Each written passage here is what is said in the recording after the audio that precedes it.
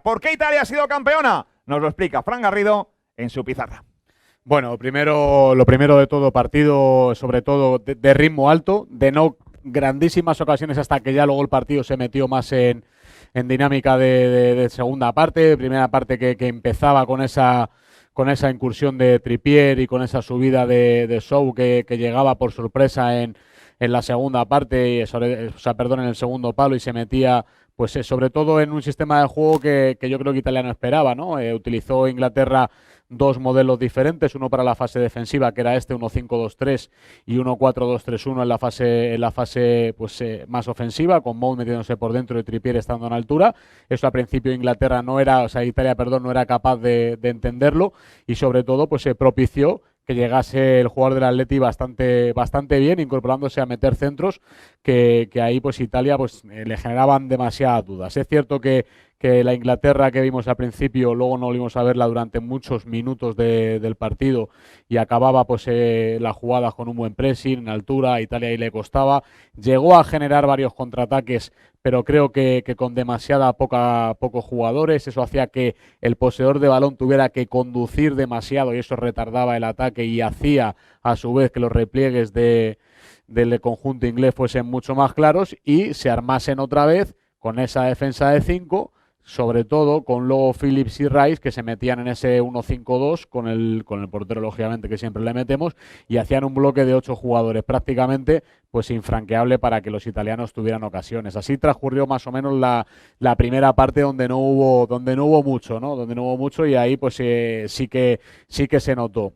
Bueno, vimos luego en la segunda parte a una Inglaterra para mí con más fragilidad defensiva por fuera y por dentro. Empezaron a tener más protagonismo los jugadores italianos.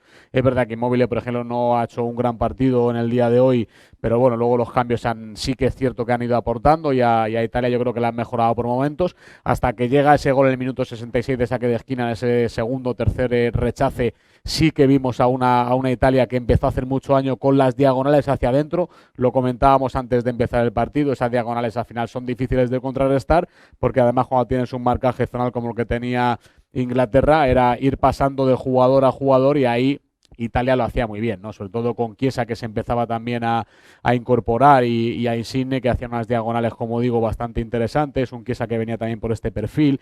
Ahí hacían daño, yo creo que ahí sí que es cierto que notó mucho Inglaterra pues que a la espalda le estaban haciendo daño y la estructura defensiva fuerte y sólida que ha tenido Inglaterra, pues en esos minutos no los ha tenido. Se ha provocado al final que ese gol llegase, como ya digo, en ese saque de esquina que luego igualaba bastante las cosas. Por momentos luego Inglaterra era la que aparecía, era la selección que en un momento determinado pues tenía el balón, tenía la posesión, llegaba. Bueno, pues alternancia un poco en el protagonismo ofensivo tanto de un equipo como otro. A partir del minuto 54 es donde empieza a meter ya Italia los cambios con Cristante que entra por Varela. No vamos a ir metiéndolos para tampoco entretenerlos demasiado, lo vamos simplemente nombrando y vemos un poco cómo quedaba todo, ¿no? Para que no haya pues demasiadas dudas en lo que estamos comentando. Ahí llegamos al final del partido y nos metemos en la prórroga. Una prórroga donde sí que es cierto bueno, que no pasan demasiadas cosas, pero que vemos a equipos por momentos que quieren, que siguen, que intentan llegar, bueno, pues que sobre todo al final con las armas sin cambiar demasiado, porque yo creo que ese miedo a cambiar pues sí que les atenazaba quizá demasiado y no han probado cosas muy diferentes, no han probado cosas nuevas, no han querido quizá tomar un riesgo demasiado importante y han empezado a ser, digamos, equipos más cómodos dentro de donde ellos se sentían bien.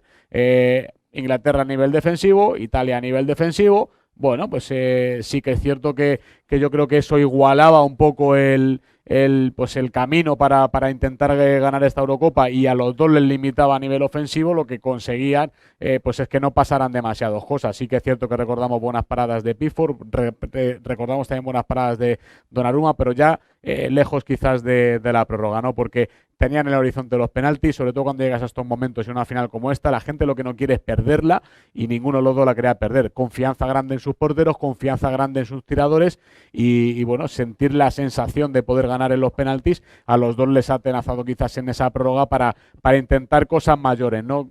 Me ha decepcionado quizás un poco Harry Kane, no ha sido el futbolista que esperábamos, me ha decepcionado también un poco quizás en los unos contra unos Mason Mount y Sterling, que yo creo que esperaba más de ellos.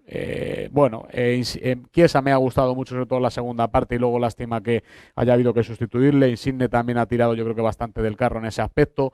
En definitiva, a mí no me ha decepcionado la final para nada. Es cierto que habrá quien diga que se podía haber jugado mejor, que podían haber expuesto más los equipos. Yo creo que no es el caso. Yo creo que las finales se juegan muy normalmente de esta manera y las estructuras se han comportado como más o menos veníamos esperando de cada una de ellas. Y en una final, al final, pues esos nervios, esa tensión que se genera por no perder el partido te hace quizás no ir a por más. Y yo creo que es un poco lo que les ha pasado a los dos. No exento, como decía antes, de que haya habido ocasiones. Creo que el partido ha estado mucho en el centro del campo, las transiciones han sido cómodas para los dos equipos, por lo tanto a nivel defensivo pues considero que no han estado del todo bien, a pesar de tener 3 jugadores en muchos momentos determinados por dentro las dos selecciones, pero sí que es cierto que cabe esperar que eso pase. Pero una vez que han llegado a esta zona de finalización, llegamos a zona de creación, a esta zona de medios y zona de continuidad, a esta zona para llegar a esta de finalización, allá a los dos sí que les ha faltado ese último pase, ¿no? Ese último pase